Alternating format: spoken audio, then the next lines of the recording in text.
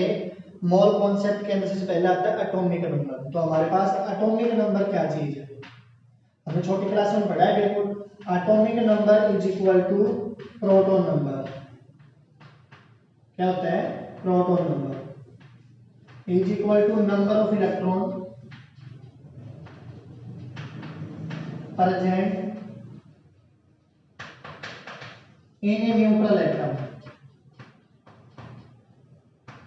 तो atomic number या तो आप सीधा कहेंगे कि जैसे हाइड्रोजन के अंदर एक आपके पास क्या है, प्रोटॉन है, उसके न्यूक्लियस के अंदर एक इलेक्ट्रॉन है, तो उसका एटॉमिक नंबर कितना हो गया? 1 हो गया। वो न्यूट्रल एटम के अंदर कितने नंबर ऑफ इलेक्ट्रॉन प्रेजेंट है, उसका क्या कहलाएगा? आपके पास है एटॉमिक नंबर कहलाएगा। लेकिन अगर मैं H पॉजिटिव ले लेता हूं यानी प्रोटॉन, तो इसके अंदर एक प्रोटॉन है, इसका एटॉमिक नंबर 1 है, लेकिन अब हम अगर इलेक्ट्रॉन से निकालना चाहें तो अब हम नहीं निकाल सकते, क्योंकि इसके अंदर क्या नहीं है? इलेक्ट्रॉन नहीं है। तो इलेक्ट्रॉन नहीं है तो क्या हम इसका एटॉमिक नंबर 0 मानेंगे? नहीं। तो इसीलिए हम अक्सर यही यूज करते हैं, atomic number is equal to proton number, ताकि हम कंफ्यूज ना हो। नेक्स्ट हमारे पास आता है मास नंबर। तो मास नंबर हमारे पास क्या था? Atomic mass number. Atomic mass number, तो हमारे पास एटॉमिक मास नंबर क्या होता है? आपके पास फॉर्मूला होता है proton plus neutron, number of proton plus number of A neutron. ताकि उसके अंदर कितने प्रोटॉन है और कितने न्यूट्रॉन है, उसको क्या कहलाएगा? मास नंबर कहलाएगा। जैसे हमारे पास है, देख लेते हैं सोडियम का। सोडियम के एटॉमिक नंबर 11 होता है, मास नंबर क्या होता है हमारे पास? 23। तो नॉर्मल सी बात है, कहीं ना कहीं अगर एक ज्यादा है तो क्या है? न्यूट्रॉन है। तो इसके अंदर सोडियम के अंदर आपके पास क्या होते हैं? इलेक्ट्रॉन तो आपके पास 11 होते हैं, प्रोटॉन आपके पास 11 होते हैं, लेकिन जो न्यूट्रॉन है वो आपके पास कितने हो जाते हैं? यहाँ 12 हो जाते हैं। और प्रोटॉन प्लस न्यूट्रॉन अगर हम 11 और 12 को जोड़े तो हमारे पास क्या आएगा? 23। ये आपके पास क्या होता है? Mass number. आप इनके ऊपर एक बार रिवाइज कर लें आगे की क्लास से देखने के लिए, समझने के लिए, करने के लिए, क्योंकि ये बहुत ज्यादा जरूरी है एक बार करना। आपने 9th क्लास में किया है, लेकिन एक बार दोबारा इसको रिवाइज करें कि मास नंबर क्या होता है, एटॉमिक मास क्या होता है। अब हम बात करते हैं आपके पास मॉलिक्यूलर मास की। तो मॉलिक्यूलर मास हमारे पास क्या होता है? मॉलिक्यूलर मास, तो मॉलिक्यूलर मास होता है किसी मॉलिक्यूल का मास। तो जैसे हमारे पास वाटर हो गया, तो वाटर आपके पास एक मॉलिक्यूल है, कार्बन डाइऑक्साइड गैस हो गई, ये भी आपके पास एक मॉलिक्यूल है। तो हम इसका मास नंबर कैसे फाइंड आउट करते हैं? तो हमारे पास दो एलिमेंट हैं, जैसे एक हाइड्रोजन एलिमेंट और एक क्या हमारे पास? ऑक्सीजन। हाइड्रोजन कितने हैं? 2, और हाइड्रोजन एक का कितना एलिमेंट, कितना मास नंबर होता है? 1 होता है। तो 2 गुणा 1, क्योंकि वाटर का जो मॉलिक्यूलर मास है वो दो एलिमेंटों की वजह से है ना, हाइड्रोजन और ऑक्सीजन। तो इनको अगर हम जोड़ लेंगे, इनका मास नंबर टोटल करके, तो हमारे पास क्या आ जाएगा? मॉलिक्यूलर मास आ जाएगा। मॉलिक्यूलर मास आ जाएगा। हमारे पास हाइड्रोजन 2 थे, एक का 1 होता है, 2 × 1 प्लस अगला हमारे पास क्या? ऑक्सीजन। ऑक्सीजन का मास नंबर हमारे पास क्या होता है? 16। हम इसको सोल्व करेंगे, 2 × 2 प्लस 16, तो 16 प्लस 2 18 यूनिट हमारे पास क्या आ चुका है? वाटर मॉलिक्यूल का मास आ चुका है। सेम हम इसी तरह कार्बन का सोल्व करेंगे। कार्बन का मास नंबर कितना होता है हमारे पास? 12 होता है। और आपके पास नेक्स्ट और अगला कौन सा एलिमेंट है आपके पास? ऑक्सीजन। तो प्लस का साइन लगेगा, क्योंकि एलिमेंट चेंज हो चुका है। कितनी ऑक्सीजन है? 2, और एक का कितना होता है? 16। इसे सोल्व कर ले, 12 प्लस 32, कितना मास नंबर आ जाएगा? 44। तो इस तरह से आप किसी भी मॉलिक्यूल का मॉलिक्यूलर मास निकाल सकते हैं। बस करना क्या आपके पास है? तो पहले आपके पास number total mass of a element 1 plus total mass of element second plus x on n तक, और आपके पास क्या आ जाएगा? मॉलिक्यूलर मास आ जाएगा उस मॉलिक्यूल। उसके अंदर आपके पास 2 एलिमेंट हो सकते हैं, 3 हो सकते हैं, तो आप इसी तरह उसके निकालेंगे। अब हम बात करेंगे gram atomic mass and gram molecular mass हमारे पास क्या क्या होते हैं। तो अभी तक हमने पढ़ा था कि आपके पास है यूनिट मास, यानी हम क्या किसी के लास्ट में लगा रहे थे यू, ठीक है। जैसे हमने एटम का पहले कंसीडर किया था सोडियम का, सोडियम का एटॉमिक नंबर 11 होता है, उसका मास नंबर हमारे पास कितना होता है 23 होता है। तो अगर मैं इसका यूनिट मास में लिखता हूँ तो 23 यूनिट इतना मास है। अगर मुझे उसको ग्राम में लिखना है तो जस्ट कुछ ज्यादा नहीं करना, सिर्फ इस यू को हटाकर क्या कर देना है ग्राम कर देना है, क्योंकि 1 unit is equal to 1 gram, 1 unit is equal to 1 gram, simple सी बात है। तो हम क्या कर सकते हैं, यू को रिप्लेस कर सकते हैं किसकी सहायता से, जी की सहायता से।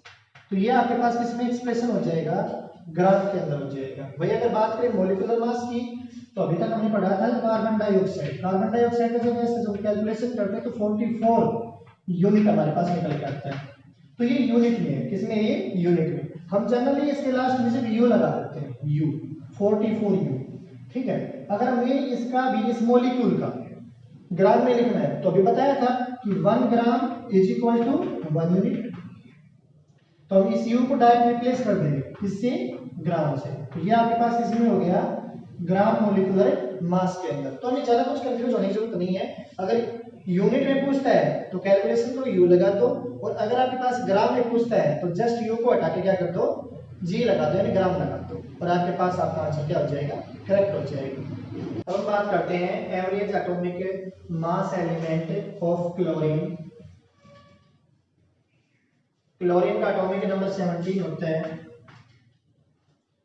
और हम ज्यादातर जो यूज करते हैं क्लोरीन का कैलकुलेशन के लिए 1735 यूज करते हैं, क्योंकि इसकी अबेंडेंस हम यहाँ देख रहे हैं 75.77% होती है।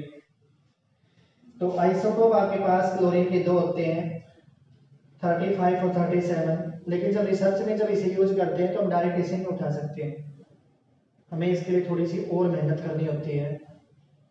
तो हमें क्या, दोनों आइसोटोप में पहले तो नेचर में दोनों आइसोटोप कौन कौन कौन से मिलते हैं, 35 37।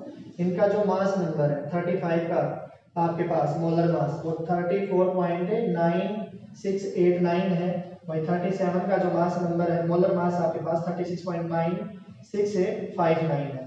35 वाला आपके पास 75.77% मिलता है, वही 37 वाला आपके पास नेचर के अंदर 24.23% मिलता है।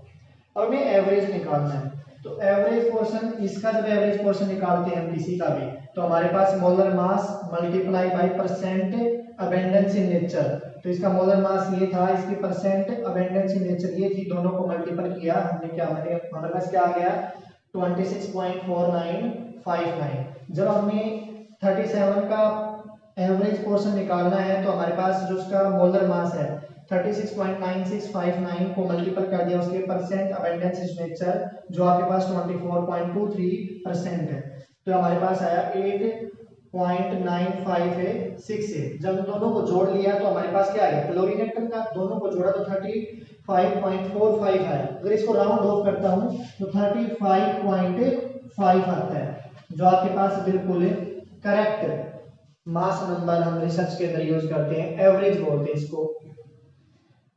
तो ये थे आपके पास average atomic mass. Average atomic mass की हमें ज्यादा जरूरत नहीं पड़ती है, सिर्फ रिसर्च वगैरह में ज्यादा जरूरत पड़ती है इसकी। वैसे हम जो सबसे ज्यादा जो पाया जाता है ना, हम उसी को डायरेक्ट यूज करते हैं। जैसे 35 ज्यादा मिलता है नेचर के अंदर, तो हम 17 क्लोरीन और मास नंबर अक्सर क्या कंसीडर करते हैं, 35 ही कंसीडर करते हैं। हम देखते हैं average atomic mass of the magnesium. तो मैग्नीशियम का हमारे पास पहली बात आइसोटोप, आइसोटोप हमें 3 देखने को मिलते हैं। अब हम बात करते हैं एवरेज एटॉमिक मास एलिमेंट मैग्नीशियम। मैग्नीशियम के 3 आइसोटोप देखने को मिलते हैं, पहला 24, दूसरा 25 और तीसरा 26। तो जब आपके पास आइसोटोप 24 का जो मास नंबर है, जो मास आता है वो 23.985 आता है, 25 का है वो 24.986 होता है, 26 का हमारे पास 25 है 0.983 एटॉमिक मास यूनिट होता है। वही अब अगर बात करें अबेंडेंस की, कौन सा आइसोटोप कितना मिलता है, तो हमारे पास जो आइसोटोप होता है वो अक्सर हमारे पास है मैग्नीशियम 24 मिलता है 78.70%, मैग्नीशियम 25 मिलता है 10.13% और मैग्नीशियम 26 आपके पास 11.17% मिलता है। अब हमें निकालना है पोर्शन ऑफ द एवरेज, इन दोनों का एवरेज। इसको 23.985 को मल्टीपल करते 78.70% से, तो हमारे पास आएगा 18.945।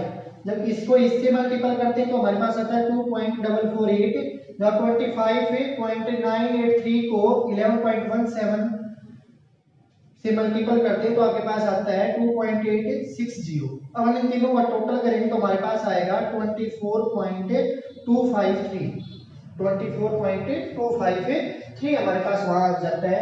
तो अगर हम मैग्नीशियम की बात करें, हमारे पास जो मैग्नीशियम का एवरेज मास नंबर है, मैं इसको राउंड ऑफ में करता हूं तो राउंड ऑफ में 24.3 यहाँ 3 हो जाएगा तो 24.3, यानी आपके पास इसका जो एवरेज मास नंबर है वो 24.3 होगा और उसका एटॉमिक नंबर कितना होता है 12। अब एक बात हम अक्सर यही लिखते हैं ना, मैग्नीशियम का atomic number 12, mass number direct हम 24 उठा के रख देते हैं। क्यों रख देते हैं? क्योंकि यही आइसोटोप आपके पास सबसे ज्यादा पाया जाता है 24 वाला। 74 वाला जो पाया जाता है 78.70% होता है, इसीलिए हम ज्यादातर डायरेक्ट कैलकुलेशन में 12 का डबल करके लिख देते हैं 24 लिख देते हैं। प्रैक्टिकली डाटा तो आपके पास ये आएगा 24.3%, 24.3 ये आपके पास एवरेज मास नंबर है। लेकिन हम अक्सर जो अबेंडेंस के आधार पर सबसे ज्यादा ये पाया जाता है, इसलिए हम सीधा 12 गुणा 24 लिख देते हैं। ये भी हम करेक्ट मानते हैं छोटी क्लासों के अंदर, लेकिन हायर एजुकेशन में आपको एवरेज लेके चलना पड़ता है रिसर्च वगैरह के अंदर।